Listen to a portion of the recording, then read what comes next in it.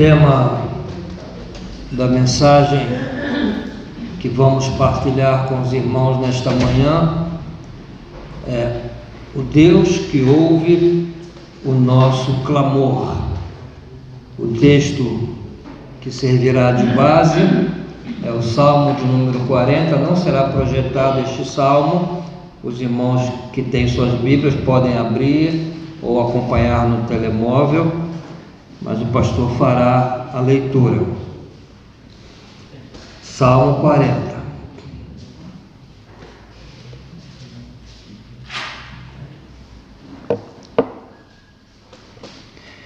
Esperei com paciência no Senhor, e Ele se inclinou para mim e ouviu o meu clamor. Tirou-me de um lago horrível, de um charco de lodo, pôs os meus pés sobre uma rocha, firmou os meus passos, e pôs um novo cântico na minha boca, um hino ao nosso Deus. Muitos o verão e temerão e confiarão no Senhor. Bem-aventurado o homem que põe no Senhor a sua confiança e que não respeita os soberbos, nem os que se desviam para a mentira.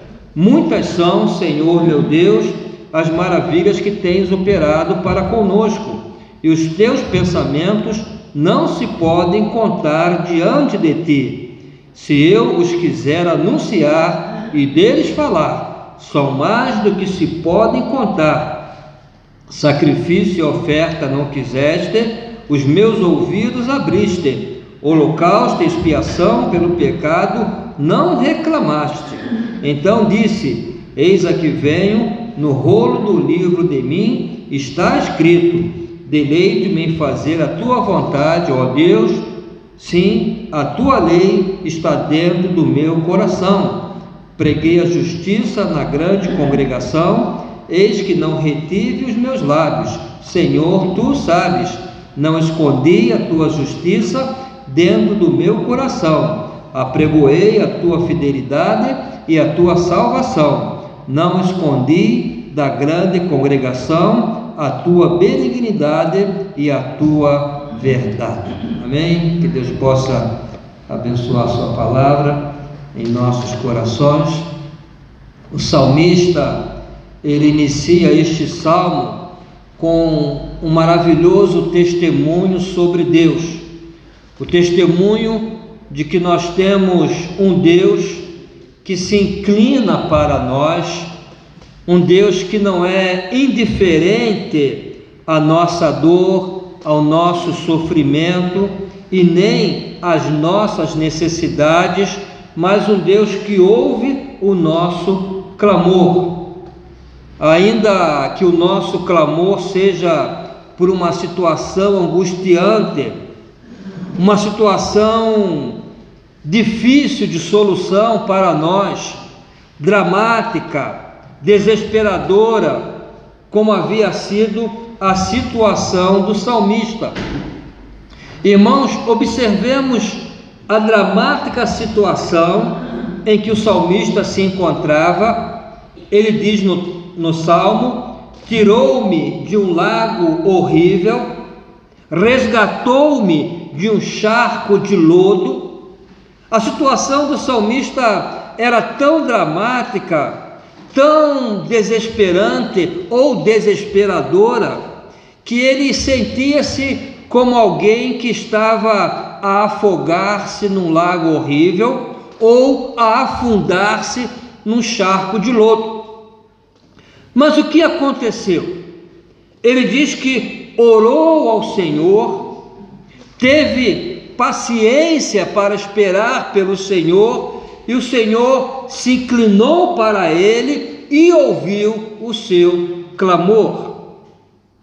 E então ele pôde dar esse maravilhoso testemunho de livramento. Eu estava a afogar-me num lago horrível, mas Deus tirou-me do lago e pôs os meus pés sobre uma rocha. Eu estava a afundar-me num charco de lodo, mas Ele resgatou-me do charco, pôs-me em terra firme e firmou os meus passos. Como consequência disso, o seu cântico, que antes era um cântico de angústia, de lamento, de sofrimento, passou a ser um novo cântico. Ele dispôs um novo cântico na minha boca, um hino de louvor ao nosso Deus. Irmãos, todos nós temos as nossas angústias. Eu já passei por isso e certamente alguns irmãos aqui também já passaram. Já houve momentos na nossa vida que parecíamos estar a afundar num charco de lodo. A situação era tão difícil que parecia que havíamos ficado sem chão. Mas em momentos como esse, assim como o salmista, também podemos clamar e confiar no socorro e no resgate do nosso Deus. Isso, irmãos, porque o Deus do salmista também é o nosso Deus. O Pai do salmista também é o nosso Pai celestial. Observe, irmãos, o que Paulo diz quando escreve aos Efésios, no capítulo 4 e no versículo 6, há um só Deus e Pai de todos, o qual é sobre todos e por todos e em todos vós. Então ninguém tem a exclusividade de Deus. Ele é por todos, e todos aqueles que têm a Jesus Cristo no seu coração, Ele é Pai de todos. O mesmo Deus que esteve com o salmista Davi nos momentos mais angustiantes, mais desesperadores da sua vida, esse Deus também está conosco. Porém, irmãos, nós aprendemos neste salmo que o salmista teve algumas atitudes que possibilitaram que recebesse o socorro de Deus, e são as mesmas atitudes que precisamos ter e para as quais eu quero chamar a atenção dos irmãos nesta mensagem. E a primeira atitude é a seguinte: precisamos confiar no Senhor de forma incondicional. Nesse momento em que estamos a sentir-nos como se estivéssemos a afogar-nos num lago horrível, a afundar-nos num charco de lodo, mesmo na situação mais angustiante, precisamos confiar no Senhor de forma incondicional. No versículo 4 ele diz: como é feliz o homem que põe no Senhor a sua confiança. A confiança no Senhor é a chave para a felicidade. E no início do Salmo, Davi revela que a sua confiança no Senhor era incondicional, porque ele diz: esperei com paciência no Senhor. Ele esperou com paciência e estava disposto a esperar o tempo que fosse necessário. Ele não ia estabelecer condições para confiar no Senhor. Mesmo que Deus demorasse a ouvir a sua oração, ele continuaria a confiar no cuidado de Deus. Então, se queres provar o cuidado do Senhor sobre a tua vida, confia no Senhor sem qualquer reservas, sem qualquer condição. Confia no Senhor, na graça, no cuidado de Deus. Confia no Senhor para a tua necessidade, para a tua angústia, para os teus problemas, sejam quais forem os teus problemas. No último versículo do Salmo 40, Davi faz a seguinte afirmação: eu sou pobre e necessitado, contudo o Senhor cuida de mim. Devemos lembrar que Davi era um rei. Ele possuía muitas riquezas materiais, mas ele diz: sou pobre e necessitado. A verdade, irmãos, é que todos temos carências em uma área ou em outra, mas nós podemos confiar que o Senhor cuida de nós, de todas as áreas de nossa vida, de todas as nossas carências. Por isso a palavra de Deus diz em 1 Pedro capítulo 5, versículo 7, lançando sobre ele toda a vossa ansiedade, porque ele tem cuidado de vós.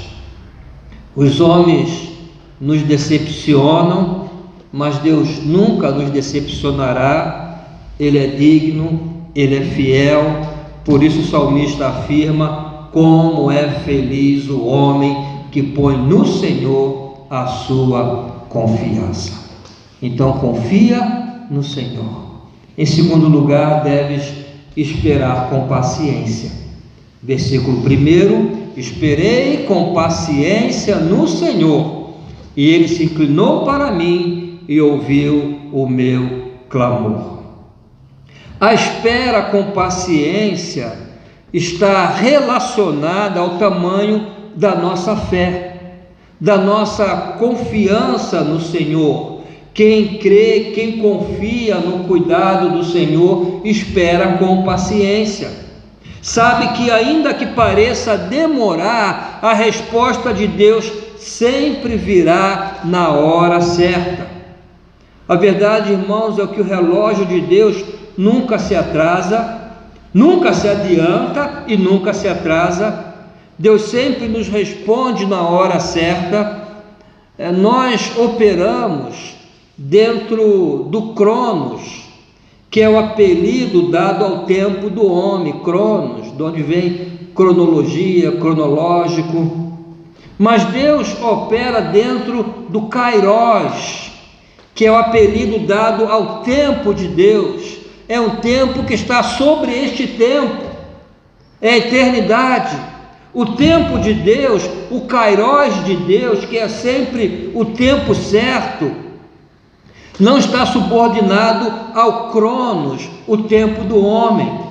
Então, como o tempo do homem e o tempo de Deus são diferentes, nós precisamos aprender a esperar com paciência pelo Kairos de Deus, pelo tempo de Deus. No hebraico, o verbo esperar usado pelo salmista é repetido, é duplicado, é redundante mesmo. Literalmente, Davi está a dizer: eu esperei a esperar. O que ele está a querer dizer é o seguinte: eu esperei mesmo, eu tive que ter paciência, eu tive que aguardar, eu tive que conviver com o tempo a passar e as coisas a não acontecerem. Eu precisei esperar. O nosso problema, irmãos, é que somos apressados, nós somos imediatistas, queremos tudo para ontem e não temos paciência para esperar o Kairos de Deus, o tempo de Deus. Mas precisamos saber que quando Deus nos faz esperar, esse tempo de espera tem um propósito. Em algumas ocasiões é um propósito pedagógico. Deus deseja ensinar-nos, inclusive, a termos paciência. A paciência faz parte do fruto do Espírito e é muito importante para o nosso bem-estar, para o nosso desenvolvimento físico, mental, espiritual. É importante nos nossos relacionamentos, é importante para tomarmos as decisões certas e fazermos as coisas certas na hora certa.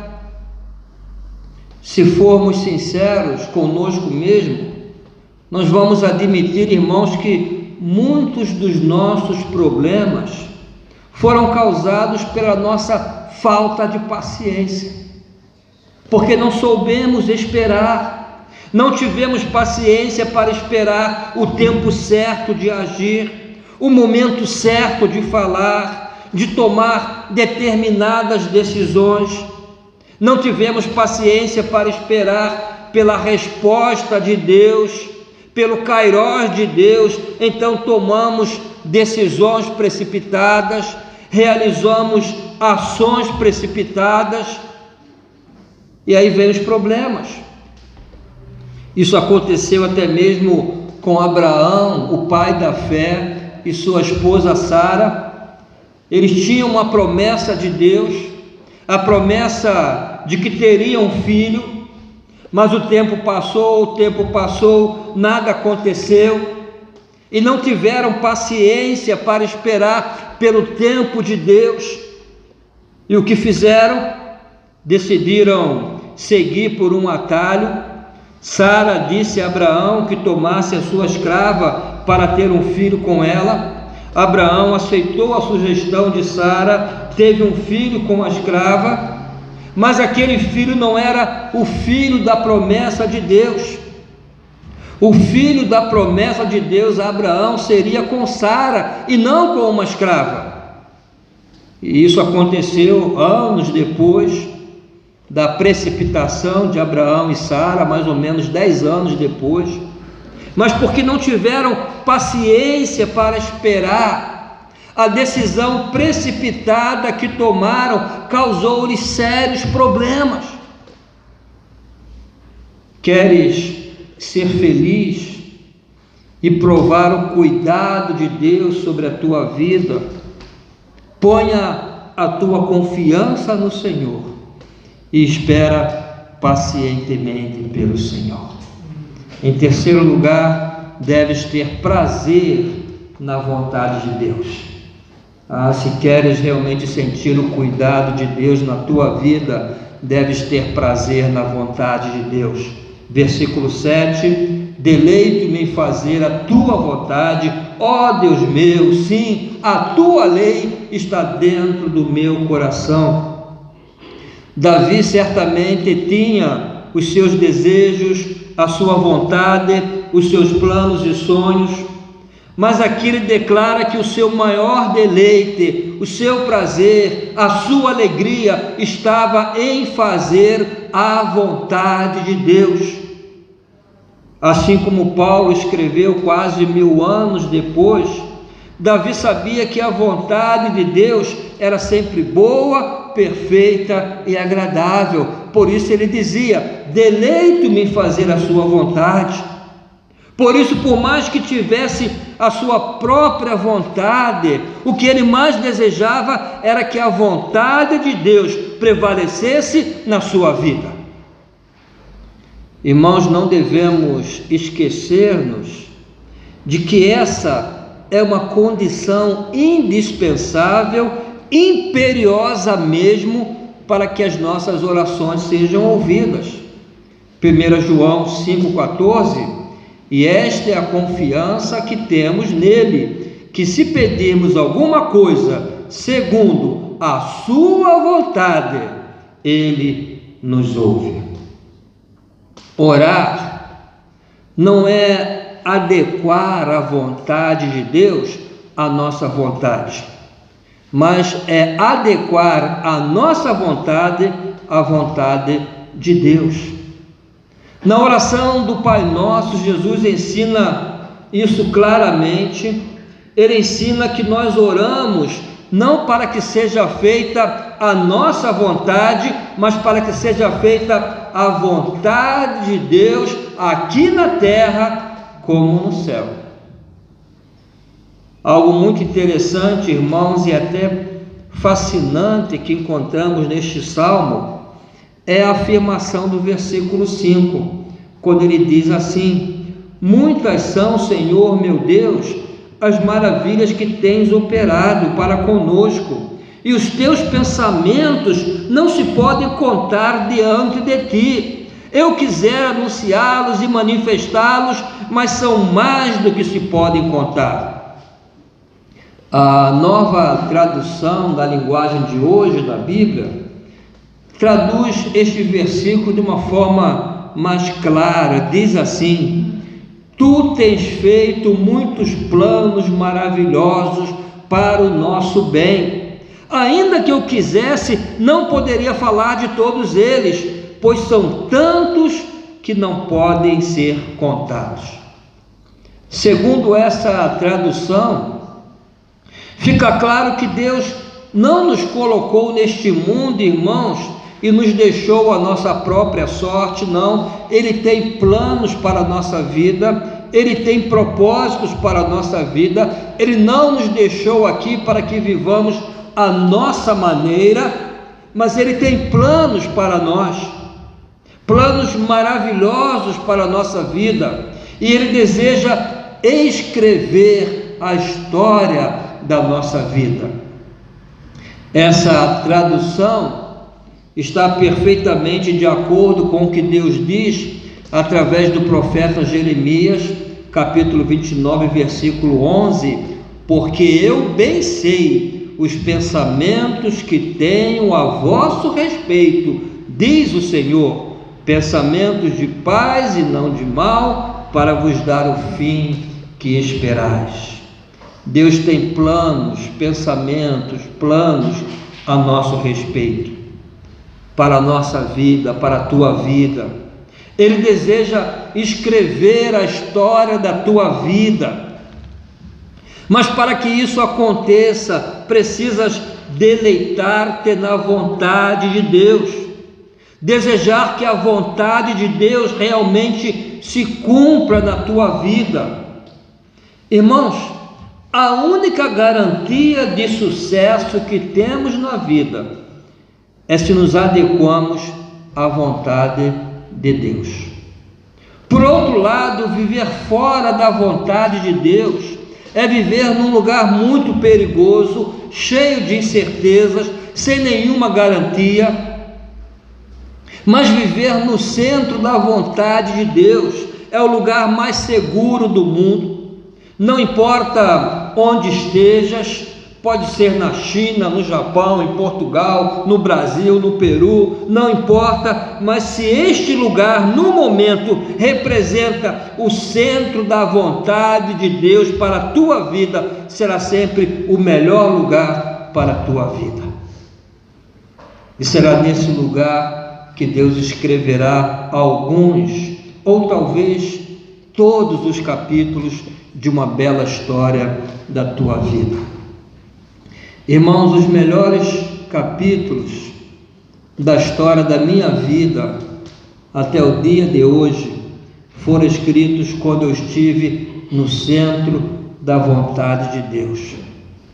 Por outro lado, reconheço também que os mais tristes capítulos da minha vida foi quando me afastei do centro da vontade de Deus. Eu sei que se quero ter mais capítulos belos, eu preciso ter prazer na vontade do Senhor, viver no lugar mais seguro do mundo, que é o centro da vontade de Deus. O salmista tinha consciência de que viver no centro da vontade de Deus começava por obedecer a palavra de Deus. Por isso ele diz: deleito-me em fazer a tua vontade, sim, a tua lei está dentro do meu coração. É por aí, irmãos, que começa, ou que começamos a viver dentro da vontade de Deus, quando obedecemos a palavra de Deus. Isso nos faz lembrar outro salmo que diz: escondi a tua palavra no meu coração para não pecar contra ti.